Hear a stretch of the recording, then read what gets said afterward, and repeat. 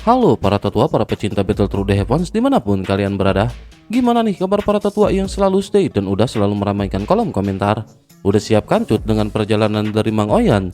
Kuilah, nggak usah pakai lama-lama lagi, kita kancutkan perjalanannya dan selamat berimajinasi.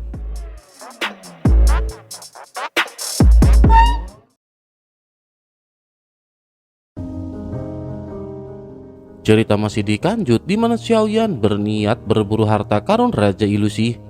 Mereka pun pada akhirnya sampai setelah mengikuti cahaya yang tersebar dari mata terlarang. Xiaoyan memperhatikan segel berkilau yang terpatri pada retakan emas di depan pintu masuk. Sementara itu Goyan menunjukkan kemampuan penglihatan dengan memancarkan cahaya biru dari matanya. Goyan lanjut menjelaskan bahwa cahaya tersebut berfungsi untuk mengunci pola segel yang tersembunyi di dalam retakan emas, bukan untuk menghancurkannya. Setelah pengamatan singkat, Goyan menyampaikan bahwa segel tersebut merupakan segel waktu.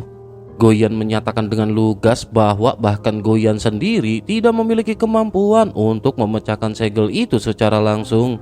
Penjelasan tersebut membuat Xiaoyan menoleh dengan raut serius. Hal itu dikarenakan jika Goyan yang memiliki penglihatan luar biasa saja tidak mampu, maka keberadaan makhluk lain di tempat itu menjadi tidak berarti dalam upaya membuka segel. Xiaoyan kemudian menegaskan kembali maksudnya dengan memastikan apakah segel tersebut benar-benar tidak dapat dihancurkan. Goyan kembali meluruskan kesalahpahaman dengan menjelaskan bahwa segel itu tidak perlu dihancurkan, karena segel akan runtuh dengan sendirinya ketika waktu yang ditentukan telah berakhir. Penjelasan lanjutan tersebut justru memancing kekesalan Xiaoyan karena sejak awal Goyan tidak menjelaskan batas waktu segel secara langsung. Xiaoyan pun dengan sedikit kesal segera bertanya mengenai lamanya waktu yang dibutuhkan hingga segel tersebut pecah sendirinya. Goyan pada akhirnya menyebutkan bahwa waktu tercepat sekitar 1 bulan. Sementara itu untuk waktu terlama bisa mencapai beberapa tahun. Rentang waktu yang terlalu panjang membuat Xiaoyan akhirnya kembali kehilangan kesabaran. Xiaoyan menyatakan keinginan untuk menghancurkan segel saat itu juga tanpa menunggu batas waktu alami. Mendengar hal itu, Goyan menatap Xiaoyan dengan perasaan campur aduk. Goyan lanjut menyampaikan bahwa upaya pemaksaan beresiko menyebabkan pintu masuk runtuh sepenuhnya. Dengan begitu, bukan hanya segel yang hancur, tetapi juga jalur menuju harta rahasia akan lenyap. Xiaoyan sedikit mengerutkan kening dan tidak langsung menerima alasan Goyan. Xiaoyan menatap Goyan dengan tatapan menekan sambil mempertanyakan apakah ketidakmampuan itu berasal dari keterbatasan nyata atau sekedar keengganan Goyan untuk melakukan tindakan. Dengan satu niat, Xiaoyan pada akhirnya memindahkan Goyan ke dalam 9 peti mati. Tindakan tersebut dilakukan tanpa ragu sebagai bentuk tekanan kepada Goyan. Namun tak lama kemudian Xiaoyan melepaskan Goyan kembali ke tempat semula. Goyan pun meluapkan ketidakpuasan dengan menuduh Xiaoyan bertindak tidak bermoral karena Goyan merasa telah bersikap jujur sejak awal. Goyan merasa sangat kesal karena Goyan pada saat sebelumnya benar-benar terkunci. Ia tidak mampu bergerak sedikit pun di dalam pengaruh 9 peti mati. Menyadari hal tersebut, Xiaoyan pada akhirnya kembali menekan Goyan. Xiaoyan bertanya apakah ada kemungkinan bagi mereka untuk menghancurkan segel itu saat ini juga. Xiaoyan mengangkat alis menunjukkan bahwa kesabaran Xiaoyan benar-benar hampir habis. Xiaoyan memahami bahwa Goyan bukan makhluk tanpa perasaan, tetapi situasi ini menuntut kendali penuh. Pada akhirnya Goyan pun menyatakan kesediaan untuk menerobos segel secara paksa. Goyan memperingatkan bahwa jika pintu masuk runtuh maka tanggung jawab tidak berada pada Goyan.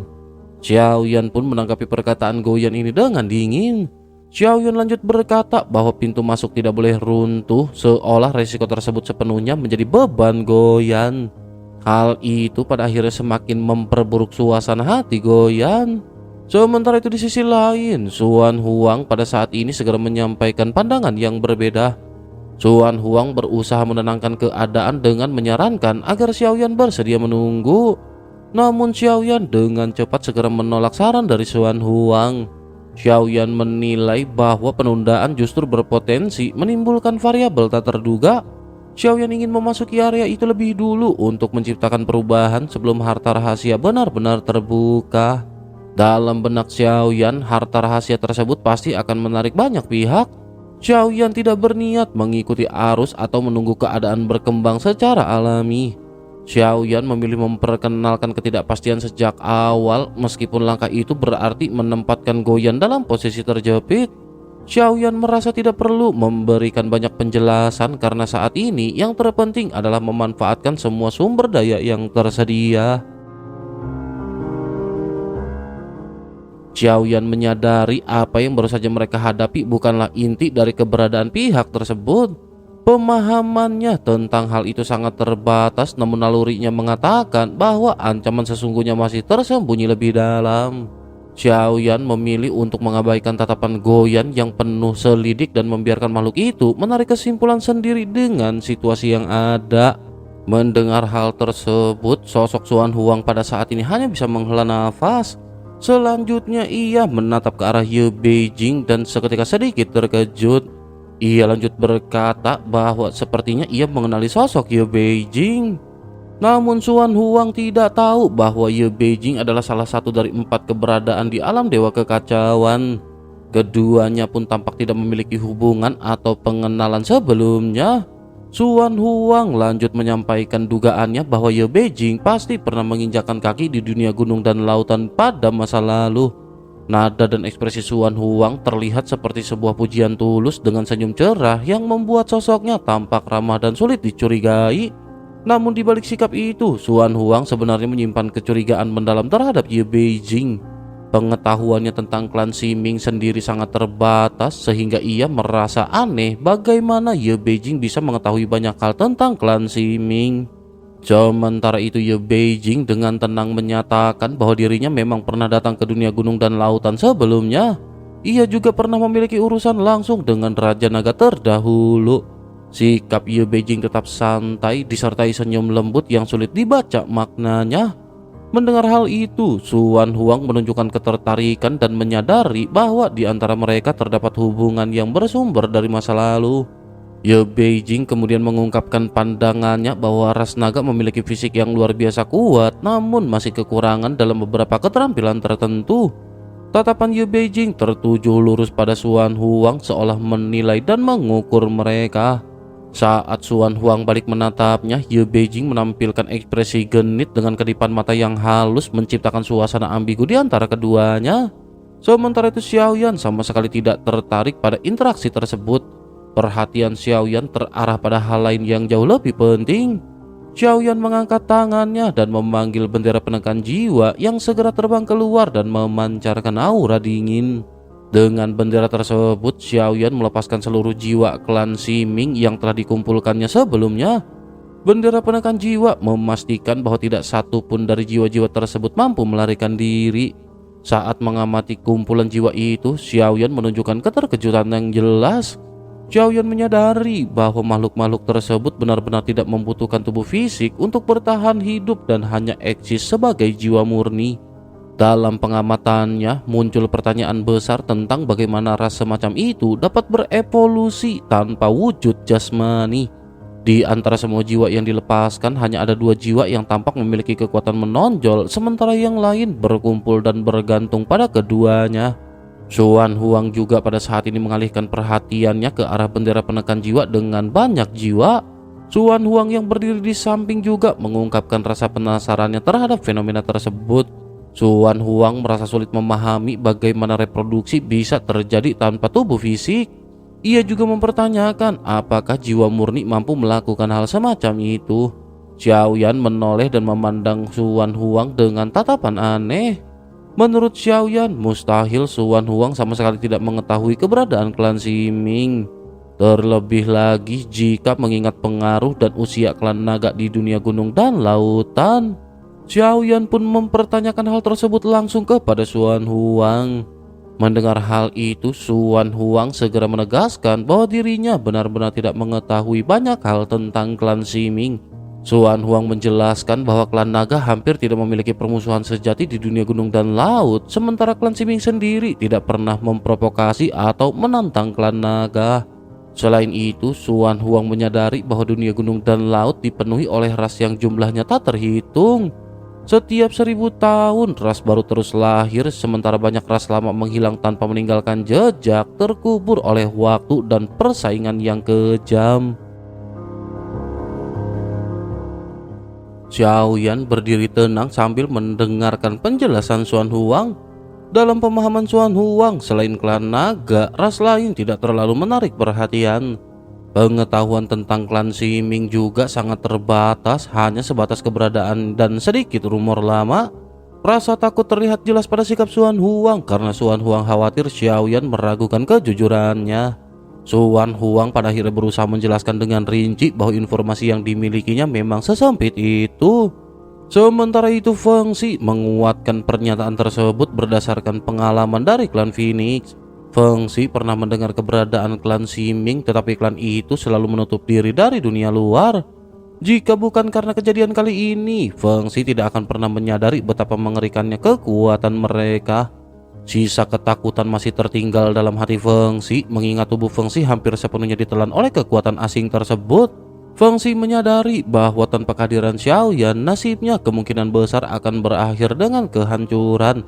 Namun di saat yang sama, Feng Xi juga memahami bahwa tanpa Xiaoyan, semua pihak mungkin sudah terjebak dalam kekacauan pertempuran yang lebih besar. Xiaoyan pada saat ini hanya bisa terdiam mendengar penjelasan keduanya. Karena Feng Xi dan Xuan Huang tidak memiliki pengetahuan mendalam mengenai klan Ximing, Xiaoyan pada akhirnya memutuskan untuk mencari jawaban sendiri. Dengan kehendaknya, jiwa ilusi Xiaoyan meluas dan menyelimuti ratusan jiwa dari klan Ximing. Dari pencarian itu, Xiaoyan menemukan bahwa selain dari jiwa utama, jiwa-jiwa lainnya sangatlah lemah. Mereka menyerupai jiwa anak-anak manusia yang belum matang. Klan Ximing ternyata berkembang biak melalui jiwa, hanya saja proses pertumbuhan mereka sama sekali berbeda dari ras lain. Temuan tersebut membuat Xiaoyan pada akhirnya mengerutkan kening. Dua jiwa utama klan Ximing tampak utuh dan tidak menunjukkan tanda luka sedikit pun. Kesadaran mereka sepenuhnya tertutup dan setiap upaya pencarian jiwa berakhir sia-sia. Xiaoyan mendapatkan kekosongan tanpa jejak ingatan atau emosi, seolah-olah yang ada hanyalah lembaran putih tanpa isi. Keanehan ini juga menjelaskan mengapa klan Ximing mampu bersembunyi begitu lama. Bahkan ras-ras teratas dari dunia besar, pegunungan dan lautan tidak pernah menyadari keberadaan mereka. Xiaoyan menyadari bahwa jika bukan karena pertempuran ini, kemungkinan besar klan Ximing akan terus bersembunyi. Mereka pasti tidak akan pernah terungkap ke permukaan. Segalanya pada akhirnya terasa terlalu kebetulan, terutama karena pengungkapan ini terjadi tepat setelah Xiaoyan tiba. Pikiran Xiaoyan pun pada akhirnya segera bergerak lebih dalam. Keraguan muncul tentang apakah semua ini benar-benar sekedar kebetulan.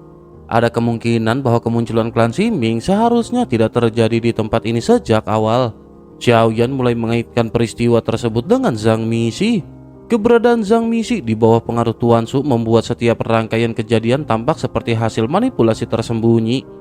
Kebetulan tidak lagi terasa murni, melainkan seperti langkah dalam permainan besar yang sedang dijalankan.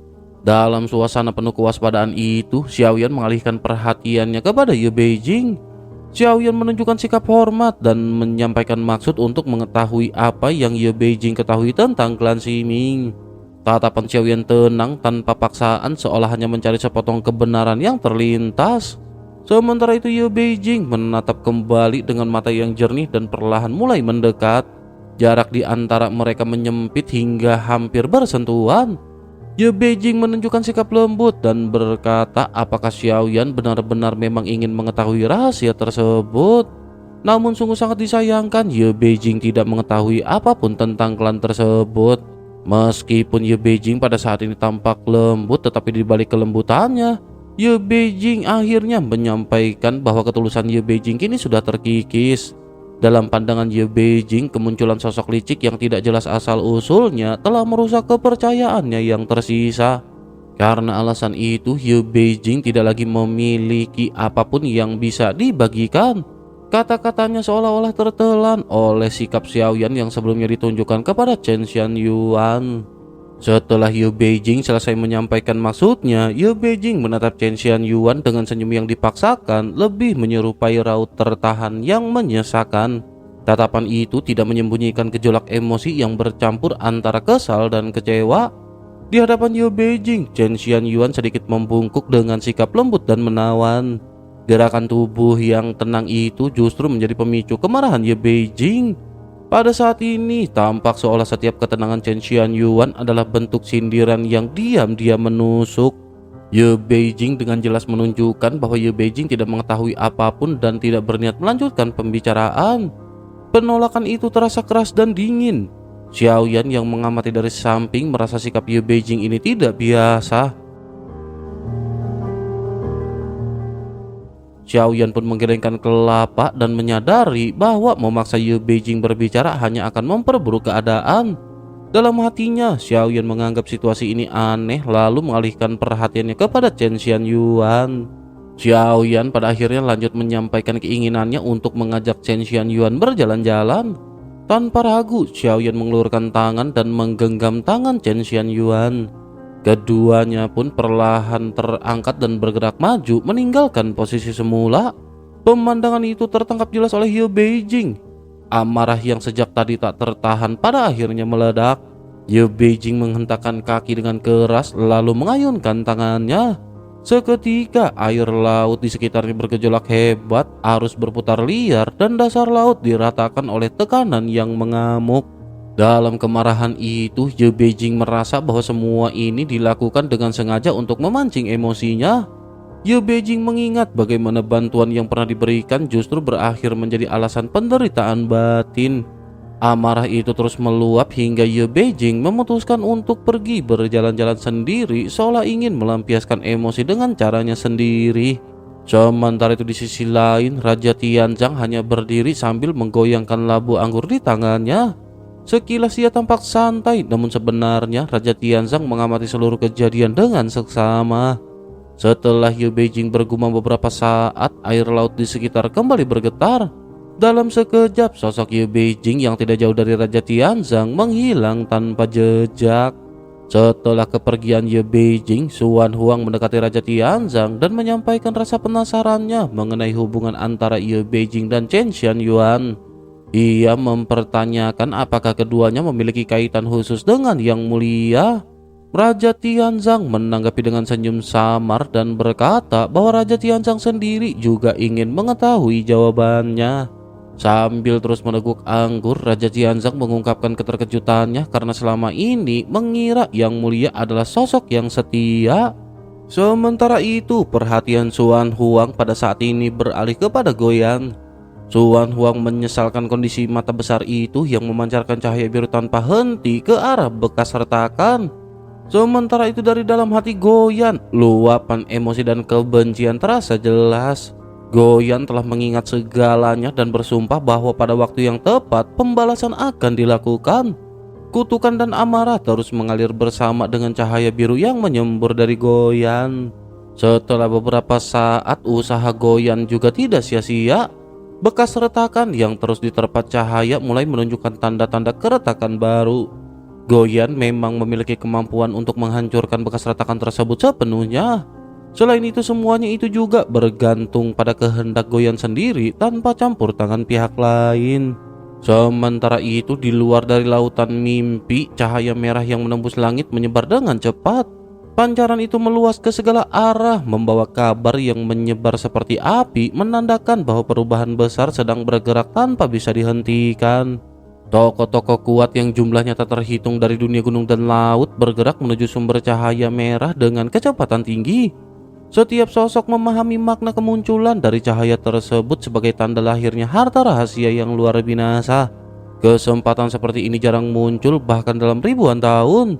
Dengan begitu, maka tidak ada pihak yang bersedia tertinggal dan diam. Dalam kondisi seperti itu, keputusan harus diambil tanpa menunggu pihak lain menyelesaikan segel pintu masuk. Sementara itu, Suan Huang pada saat ini menimbang keadaan tersebut dengan tenang. Suan Huang menyadari bahwa keputusan Xiaoyan untuk bergerak lebih dulu memang merugikan Goyan, tetapi pilihan tersebut tetap tepat. Jika menunggu, peluang mereka akan menyempit. Dengan kemampuan Goyan, segel pintu masuk kemungkinan besar akan hancur dalam waktu kurang dari 3 hari. Namun 3 hari sudah cukup bagi banyak kekuatan untuk tiba dan menciptakan kekacauan yang tak terkendali. Dalam pandangan Suan Huang, masuk lebih dulu berarti menguasai inisiatif dan mendapatkan keuntungan awal yang tidak ternilai. Sementara itu, di bagian terdalam lautan mimpi, pandangan yang tak terduga terbentang luas. Karang-karang berkelok tumbuh seperti istana alami, memantulkan cahaya lembut dari dasar laut. Ikan-ikan berwarna cerah berenang berkelompok, membentuk arus hidup yang mengalir perlahan. Keindahan ini tidak selaras dengan bahaya yang seharusnya tersembunyi di wilayah tersebut. Chen Xian Yuan berdiri dekat Xiaoyan, terpikat oleh pemandangan di hadapan matanya. Gerakan Chen Xian Yuan secara naluriah mendekat dan Xiaoyan membalas dengan memeluk Chen Xian Yuan. Pada saat itu, emosi yang tidak dikenal tiba-tiba meledak dalam diri Xiaoyan. Air mata mengalir tanpa peringatan, seakan tubuh Xiaoyan mengingat sesuatu yang pikiran Xiaoyan sendiri tidak mampu menjangkaunya. Perasaan asing bercampur dengan kehangatan, rasa kehilangan, dan kerinduan yang tak memiliki sumber yang jelas. Rasa nyeri juga pada akhirnya perlahan muncul di lengan Xiaoyan, seolah ada kekuatan yang membimbing Xiaoyan menuju sesuatu yang tersembunyi. Dalam sekejap, kesadaran Xiaoyan dipenuhi oleh api yang membakar daging, menyingkap tulang putih di bawahnya. Pada tulang tersebut terukir jelas sebuah nama. Ketika Xiaoyan menyadari ukiran itu, seluruh jiwa Xiaoyan bergetar hebat. Denyutan tajam menjalar ke kelapa Xiaoyan, membawa tekanan seakan kenangan yang terkurung lama sedang berusaha menembus segel yang mengikatnya. Nama Chen Xian Yuan yang terukir di tulang itu benar-benar menjadi sumber guncangan terbesar bagi Xiaoyan. Xiaoyan tidak mampu memahami bagaimana nama tersebut bisa berada di sana, terlebih dengan goresan yang jelas berasal dari tangan Xiaoyan sendiri. Rasa sakit meningkat, namun kesadaran Xiaoyan tetap terjaga. Xiaoyan mendorong Chen Xian Yuan menjauh dan mencengkram kelapanya sendiri, berusaha menahan gelombang ingatan yang mengamuk di balik segel batin. Segel tersebut terasa seperti belenggu tanpa kunci. Xiaoyan hanya mampu menghantamnya berulang kali dengan kesadaran dan penuh tekad. Xiaoyan berharap segel itu akan melemah sedikit demi sedikit. Setiap hentakan membawa rasa sakit, tetapi juga membuka celah kecil yang memperlihatkan bayangan masa lalu. Xiaoyan menyadari bahwa ingatan tentang Chen Xian Yuan telah disegel dengan sengaja, sama seperti bagian lain dari masa lalu yang hilang. Meskipun ingatan tentang wanita di hadapan Xiaoyan menghilang, Xiaoyan masih mengingat sosok kelinci Bing Yun. Ukiran nama pada tulang, bentuk tulisan, dan keberadaannya di tempat yang begitu mendalam menunjukkan keterikatan yang tak mungkin palsu. Xiaoyan pada akhirnya kembali mencengkram tangan Chen Xian Yuan dengan kuat. Rasa sakit yang terpancar dari diri Xiaoyan membuat wajah Chen Xian Yuan memerah, bukan hanya karena tekanan fisik, tetapi juga karena resonansi emosi yang tak terucapkan. Di antara karang yang berkilau dan arus laut yang tenang, pergulatan batin Xiaoyan terus berlangsung, sementara segel ingatan menunjukkan tanda-tanda keretakan tanpa benar-benar runtuh. Ekspresi kesusahan tampak jelas di wajah Xiaoyan. Perasaan tertekan dan gelisah menyelimuti pikiran Xiaoyan, seolah sesuatu yang tidak terlihat terus menggerogoti kesadaran dari dalam. Sementara itu, Chen Xian Yuan pada saat ini terus-menerus menyebutkan namanya di hadapan Xiaoyan. Ia bermaksud menenangkan kondisi Xiaoyan serta memastikan identitasnya adalah Chen Xian Yuan dan ia bukanlah ancaman. Pada saat yang sama, tanpa disadari oleh Xiaoyan maupun Chen Xian Yuan, sebuah bayangan hitam muncul tidak jauh dari posisi kedua sosok tersebut. Bayangan hitam itu mengenakan topeng dengan pola bermata empat yang tampak aneh dan menakutkan. Sosok bermata empat itu mengamati keadaan Xiaoyan dengan penuh minat. Ia lanjut mengungkapkan penilaian bahwa dugaan mengenai jantung iblis Xiaoyan terbukti benar. Bagi sosok bermata empat, penderitaan batin Xiaoyan merupakan sesuatu yang menarik untuk disaksikan. Sosok itu juga bergumam bahwa sepertinya keberadaan jantung iblis itu akan membuat jalan terobosan Xiaoyan menjadi jauh lebih sulit. Namun, sosok bermata empat juga menyadari kemungkinan lain. Ia menyadari bahwa jika Xiaoyan mampu melewati ujian jantung iblis tersebut, Xiaoyan mungkin dapat memanfaatkan kesempatan langka untuk melakukan terobosan besar dalam satu dorongan. Dengan gumaman penuh ejekan, sosok bermata empat itu juga bergumam bahwa Tuan Su tidak akan mampu menandingi Yang Mulia. Bagi sosok bermata empat, kenyataan bahwa dunia sensi dijadikan panggung oleh Jiugen membuat setiap peristiwa kecil terasa seperti hiburan yang berharga. Sementara itu, kondisi Xiaoyan pada saat ini semakin tidak stabil. Xiaoyan tiba-tiba menolak keberadaan Chen Xianyuan dengan keyakinan bahwa sosok di hadapan Xiaoyan bukanlah orang yang Xiaoyan cari. Mata Xiaoyan memerah, dipenuhi dengan kegilaan dan keputusasaan, seolah kewarasan Xiaoyan berada di ambang kehancuran. Xiaoyan memeluk Chen Xianyuan dengan kuat, air mata mengalir tanpa henti, dan tekanan emosi membuat pelukan Xiaoyan semakin erat.